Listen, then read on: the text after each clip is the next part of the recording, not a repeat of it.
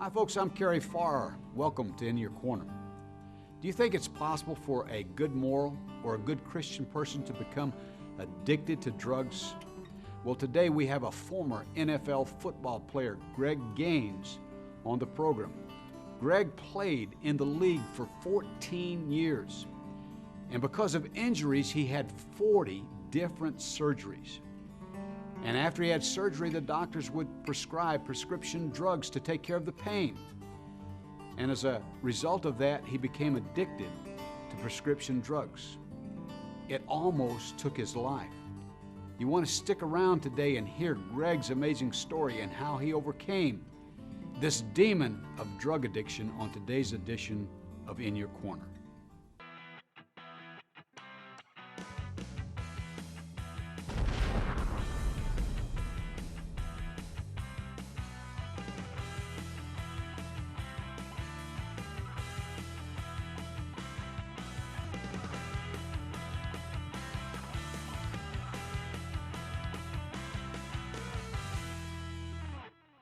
Well, you know, thinking back over your career, I've read where you were a legend, a high school legend here in Nashville, Tennessee, and an outstanding college football player at the University of Tennessee, and then also an outstanding linebacker for the Seattle Seahawks in the NFL. There's not many people that make it to that level.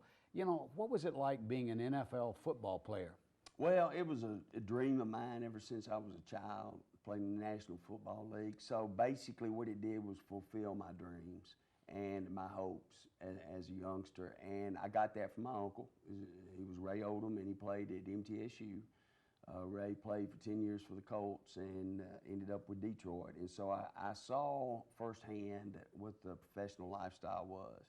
And it's something that I was very interested in and wanted to do. That's all I remember wanting to do as a child. And of course, you know, it's been what, 20 years since you broke into the league, maybe 30 years since you were in the... 1981 was my first year. First year, and so you guys didn't make the kind of money in those days that they're making today, did you? Absolutely not. And but you know, that's like you and I discussed earlier. I wouldn't change a thing. It is what it is. Salaries escalate. You know, you have a lot of variables and reasons why that happens.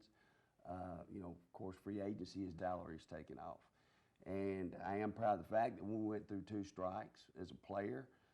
I'm not a big union guy, but I do believe that there is a place for unions if there's some type of oppressive action that's being, you know, forced on the players by management. Mm-hmm. Greg, what are some of the highlights of your football career, I guess throughout your entire football career? Well, I would say the biggest one is in 1983, Chuck Knox's very first year there. We went to the AFC Championship game, and we lost to the Raiders down in LA at the Coliseum. And I mean, we were one game away from the Super Bowl. And I don't think, we were such a young team, I don't think we realized how close we were. You know, I mean, that was my 3rd year in the league at the time, and I was starting. But I just didn't understand how hard it is to get to that point because we never got to the championship game again. We were a perennial playoff team throughout the 80s. We were a very good football team. Seemed like every Sunday we were playing on TV back here, and people would tell me that our game was on, and people enjoyed watching us play, but never got back to the championship game. And so at the time, I was too young to understand, and I'm sure a lot of my teammates were, how close we were to achieving something that is very difficult to do. So that's the highlight, without a doubt. I would say probably playing up at UT, too, also ranks up there. I had a great experience there, and that's where I met my wife.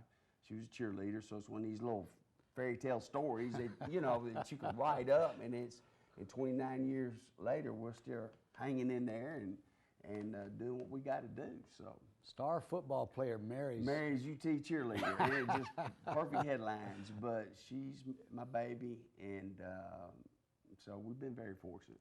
And that's something. Now, what does it take if some young man is watching that has aspirations of playing in the league, the NFL? What does it take? And of course, I realize you got to have talent, size, and speed. But aside from that, what does it take to make it into the NFL? Well, I think there's, number one, you got to go to the right team. Let's just say if you're not drafted and you're a free agent and you got to do it the hard way, you got to go to the right team, first of all. You got to have the talent. But more than anything, you got to have something inside of you that just burns. And it's a feeling that is very difficult to explain. You almost have to be there to understand it. But it just has to burn. And it's something that you can't put out till you accomplish it or succeed. And that's the type of attitude that you have to have, is that you're not going to conform and you're not going to do things the way that the veterans tell you to do. You're out there for yourself. And as far as, I'm not taking away from the team, but as far as making the football team or to make an impression, that's what you got to do, man. You got to play very hard and you got to go all out every play. Mm-hmm. And then you have a chance. If you don't do that, you don't have much of a chance. Well, you know, those guys in the NFL are so big, so fast, and you being, playing linebacker, which is a position where you're hitting somebody almost on every play, you end up with a lot of injuries. Well, you do, but the thing about my situation is I was a safety in college, and they moved me to linebacker my very first year there, the rookie year. And so I was kind of learning on the run, but they saw something in me that they liked. And what that was is just a phenomenal amount of effort, and I learned the position really quickly. And that's difficult to do, play safety in college and then go to linebacker and learn on the run. Yeah. But it's something I had to do. So I did what I had to do to survive. And quite interesting, I've had tons of surgeries. You and I discussed this earlier. I've had 40 operations, orthopedic-wise. 40 operations, mm-hmm. My goodness. And it's one of those deals that you asked me earlier when you and I were talking if I would change anything, and I wouldn't. I think that's what makes a person, I don't want to say their identity, but it is just it's a piece of life that has happened. It's me, and so you deal with it and you just move on. You know? Well, now, subsequently from having all of these surgeries, you had a lot of pain in your body, and you started taking medications to, obviously overcome the pain. And what happened as a result of that? Well, I ended up getting addicted to pain medication, and what would happen is I'd get off of it and do extremely well, and then I would have to have another operation, and every time that I would get cleaned up or cleaned out or get off the medication, another surgery would come. And invariably, every time the doctors give you strong narcotics in the operating room, when you're out of the operating room, that cycle would just kind of start back over. And it wasn't by choice, it was by basic necessity at first, and then it just turned out to be a full-blown addiction. And there's not really a pretty way to paint it. It's ugly, and it is what it is, and so that's something that's been very difficult for me and my family. But we've hung in there, and we've turned this thing over to God. Yeah. And God is in control, and that's kind of what I've been trying to do, is bring some awareness about addiction to especially people of faith.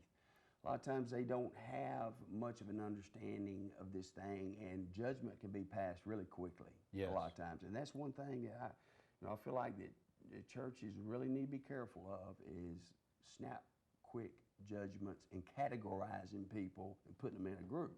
Yes.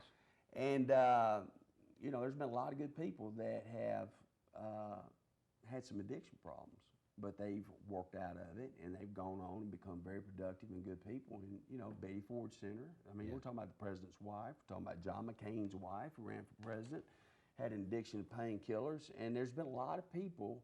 John Kennedy, they say, was addicted to pain medicine. So we're talking about a lot of very influential people that have had some problems, and there just has not been enough awareness, I don't think, out there. And I'm talking to physicians, I'm talking to whoever may be involved. A lot of times you have unscrupulous physicians that they're not helping their patients if they continue to be a legal drug dealer for these people. And listen, man, my wife's had to tell every doctor that I've dealt with and have dealt with in the past, is that you cannot give this guy pain medicine, because when I have it in my hand, it's not, it's just a place I don't want to go. Right. It's very, very hard, very difficult, and it's just not, because I know that it's going to give me that relief, you know, that I really enjoy, as far as not being in pain or not having any physical ailments, and it'll allow me to go work out and do those type things that I really enjoy doing.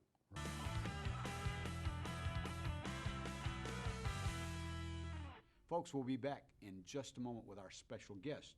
And if you want to know more about his story, go to InYourCorner.tv. Something's not right. I'm failing. Screwed up. Alone. Fear is killing me. I need a way out. The emptiness we feel is real. Our decisions, our sins. Have separated us from God. It's like a wall. But what you need to know is that there is a way. To remove the wall, and find forgiveness. Hope. freedom. Put your trust in God's Son, Jesus Christ. Turn it all over to Him. Find some peace. He died to set us free from sin. He suffered and died for you. That's how much Jesus loves us. Call 888-NEED-HIM. Or visit needhim.org. Learn how Jesus can tear down the wall, separating you from God. It's not about church or religion. It's about a relationship. One you need. Now and forever. Please call 888-NEED-HIM right now. We aren't meant to do this alone. Folks, we're back with former NFL football star GregGaines. And Greg, we were talking about before the break that even as a Christian or somebody, a person of faith, if you've had operations and, you know, they give you narcotics to overcome the pain, oftentimes good people get addicted to narcotics. Well, a lot of times it's out of their control as far as it being a biological, you know, this can be a biological thing. In my case, it is. I had two grandfathers that were very, very bad alcoholics, just the worst. And my parents really didn't know them. I'm talking about the kind of alcoholics that would come in and shoot a house up with a gun, that type of thing. And so, you know, they had a very difficult childhood. And it can, you know, this gene can skip a generation. And so one of the messages that I've been telling young kids especially is that be very careful, because if you have that gene, the first time that you take some type of mind-altering substance, whether it be a narcotic or a drink, just something explodes. It's different than it is for a normal person. And, you know, there's a lot of people that will scoff at that. This is science. I mean, this is proven science. And addiction is very difficult as far as getting things right, and there's just different degrees and levels of it, and so it's something that needs to be discussed a little more, I feel like, especially with young kids. My message is really simple. It's this: if you're a child or a teenager, or just don't take that first one, and you don't risk, you know, the possibility of having that genetic disorder where addiction, you know, has played in the family role in the past. Yeah. So you're saying scientifically that there are some people that have addictive personalities, and it might only take one toke of a joint or one drink of a bottle of beer or whatever to get them hooked. That's what I'm saying, and I think that my behavior is, you know, it's an obsessive compulsive type behavior, in that if it's work, I'm going to do it just all out. I mean, I work 15, 16, 17 hours a day, and that's what I used to do after I played. And it's a grind, but you love it. You know, you just absolutely love it. And so if it's not work, it's coffee. You know, I just drink more coffee than anybody else. If it's not coffee, it may be water. But it's just outdoing. You know, it's very difficult. The mentality is hard to explain. But people that have this type disorder, they understand it. They can understand exactly what I'm talking about. And here you are, a former NFL football star that's been addicted to prescription drugs. How are you dealing with it on a daily basis? And if somebody else is, you know, trying to get across the river, so to speak, and leave that on the other side, how can you help them today overcome some of these addictions? Well, I don't think it's I can help them. I think it's something that God has to do. And, you know, you have all these groups out here in Al-Anon, and you have these people that give you advice, and your parents and this and that. And the bottom line is, you know, when God calls you, You need to listen, and you need to, it needs to be followed up with some type of corresponding action, and that takes you to do. Action, not sitting. Well, that's exactly right. It takes some type of action on your part, not somebody picking you up and taking you to a treatment facility, but you understanding that I have to do this for me, and I'm going to go to a treatment facility to get better. And it's not pressure from parents, it's not pressure from your brothers or your sisters or anybody else or employer. It's, I want to do this for me, I want to get better so I can be a blessing to those that I'm around, and them not having to worry about me falling asleep at the table. Right. And oftentimes we see people that have addictive behaviors and feel like they don't need help. What is the benefit of someone going to a treatment center? Well, I think it's an educational experience, that's for sure. I mean, you learn all about addiction. There is a 12-step program, but there's also a Christian 12-step program also that is Christ-centered, and that's what I prefer. The bottom line is this: you have to surrender to yourself, and you got to turn everything over to God. And God is the only thing that has kept me alive up to this point, friend. I can promise you, I've had a lot of close calls, and we're talking about a lot of overdoses. Near death, yeah. Oh, yeah, absolutely. And it's not nothing I'm proud of, but it's, like I said, it makes up who I am, and my past is a part of who I am. Now, what the devil or Satan wants to do is he wants you to live in the sin instead of live in God. So he wants you to dwell on all these type things that you've done in the past and make you think there is no future, and that's just a lie. That's the father of lies talking to you, and you cannot fall for that, and I refuse to. Now, does that mean I've been perfect and have not messed up? No, I have. Okay, I'll be the first to tell you, and that's one thing that I refuse to do, is not be honest in this thing, because it's a difficult road. But I also know that there's freedom on when you're doing the right thing and you're allowing God to run your life. When you're honest, does that help you overcome this? I mean, if you're telling people, what you're dealing with and things like that? Well, you have to be honest. If there's not a degree of honesty, you're just wasting your time. You're wasting everybody else's time. And so that's the way I've chosen to approach this thing, is that you don't think you can have a problem? Well, play with it and find out. Okay? Yeah. It'll take you places you never wanted to go, never thought you would go. And that's what it's done for me. And it's robbed me of who Greg really is. And I know who Greg is. Yeah. Today, and that is a very free feeling. There's freedom in that, but there's a lot of people that choose to live in fairy tale land and don't want to address issues or sweep it under the carpet. And these type things happen in churches. There's things that happen in a church. A church, I always say, is for the sick. If you're not sick, there's no reason to go in there. Everybody who goes to church on Sunday needs cleansing and needs that shot of antibiotics that only you can get at a church. So that's your support group, I guess. That's my support group, and I believe in AA and NA, and all those type things are great, and I'm certainly not denouncing those. I think they're very important. But for me, I was raised in the church, and faith is everything. Yeah. It's the only thing that's kept me alive. Now, I know that, and it's the only thing that's kept me from saying, oh, what the heck? I had a first cousin that was 2 or 3 years younger than me that first overdosed at 16 years of age and was almost dead in a hospital when he was just a teenager. And he repeated this process throughout his life, and then when he was about 40, he overdosed on heroin and died. And I don't remember him ever going and, being honest and getting the type of counseling. So in your estimation, this is very important for recovery, getting help. Oh, well, I don't think there's any shame in that. Yeah. And see, a lot of people, they feel timid and shameful. And what I'm saying is there's no reason to be timid. And there's no reason to be shameful. Addiction is alive, and it's real, and it's well out there. And it's getting worse every day.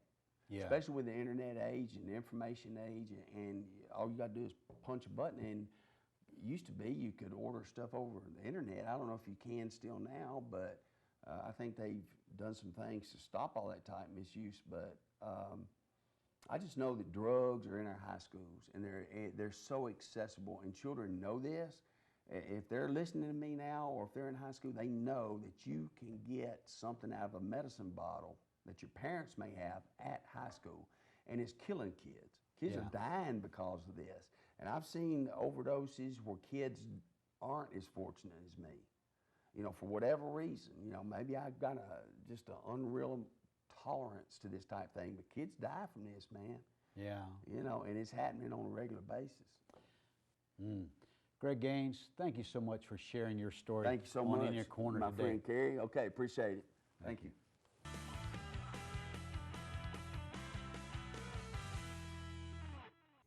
When Jesus Christ was physically on earth, before he left, he gave his disciples many clues as to when he would return. He also told them he was going away, but he was coming back to collect believers and take them to a place called heaven. These clues that he left are called prophecies. Many people don't believe in Bible prophecy, but they are absolutely true. Recently, we sat down with Dr. Jimmy DeYoung, one of America's foremost biblical prophecy teachers. He talked about 4 trends or 4 clues that Jesus left that are actually happening today that point to his soon return. I want to send you a copy of that interview we did with Dr. Jimmy DeYoung. All you have to do is send a donation of any size, any amount, to P.O. Box 218425, Nashville, Tennessee 37221, or you can even go to our website, InYourCorner.tv, and make a donation of any size, and we'll send this out to you right away. Thank you for watching In Your Corner. My daughter Katie, when she was a little girl, came to me once after she had had a party, and she said, "Mom, everybody that comes to our house wants to be part of our family." And I used to love that, because family is what it's all about. And then a couple years later, I got divorced, and I realized that I would never be a family again, and that broke my heart. And when anyone would talk about families or in church about broken families, I would feel like crying inside, knowing I'd never be a family again. And then my daughter Jackie had a 20th birthday party a couple years later, and 60-some people came over to the house. Most of them were out on the patio and outside, and I was sitting inside with some of her girlfriends.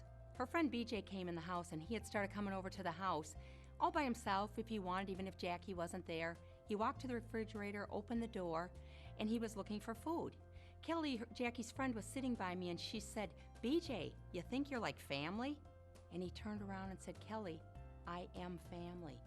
And in that instant, I got it. You build your family. You make your family. Family is who you gather with, where Jesus is at the head of it. Family, it doesn't necessarily mean a mom and dad. And with the world the way it is now, you build your family wherever you go. I've moved around, and I've made people my family. And once I realized that family comes from the heart. It's Jesus sitting at the table with all of us and leading us, and us gathering and doing life together. I do work with the homeless, and I brought meals down to them in styrofoam containers down by the riverbank one day. And there were 9 of them there, and one said to me, "Can I get one for Carl? He's sleeping. I promise I'll give it to him." And I said, "That's okay. You know, I'll leave one for you. I'll give it to him." He was worried about his brother on the street that had become family. They sat there, and as I was driving away, I looked at 8 of them wide awake, sitting there with their styrofoam containers, eating and talking. And I thought, you know what? That's family. That's the real deal. And then I drove through town, and I drove past the really, really big houses. And I thought, you know what? Most of the people in those houses, the kids have their video games, they have their computers, they're texting during meals. And I thought, you know what? They're living in big homes alone together. That isn't family. We have to redefine what family is. Family is wherever you're at. It's the people in your life. So the people that you get close to, that you get to know, start developing that relationship with them. Sit Jesus down at the head of the table and build your family. And you know what? Your real family, you're the kind that you can call in the middle of the night and they'll be there. Remember, Jesus is the head of the family. the silent listener of every conversation, the unseen guest at every table.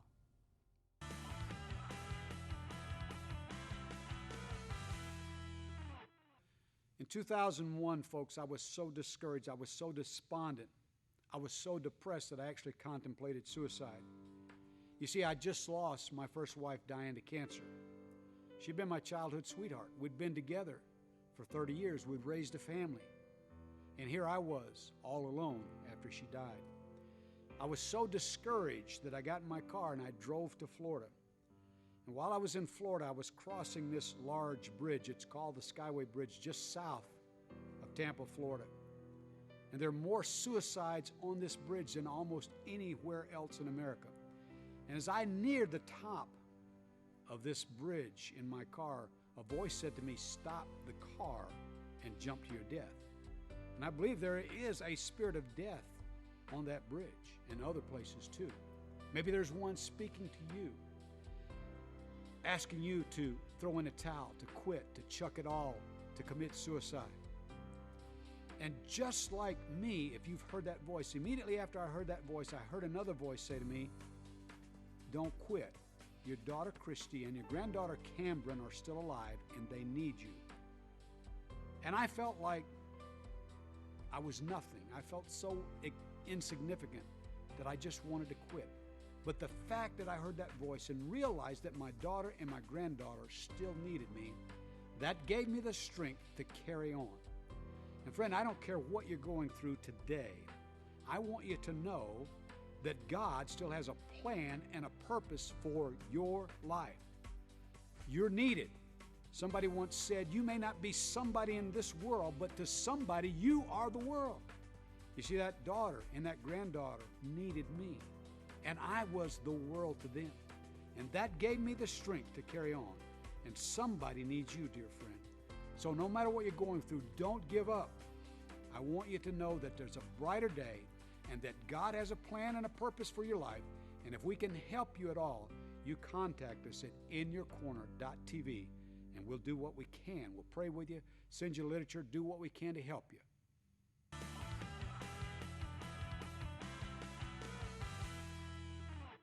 Folks, thanks for watching today's edition of In Your Corner. If any of this has been a help to you and you need more information, please feel free to go to our website, InYourCorner.tv. See you again, same time, same channel, next week.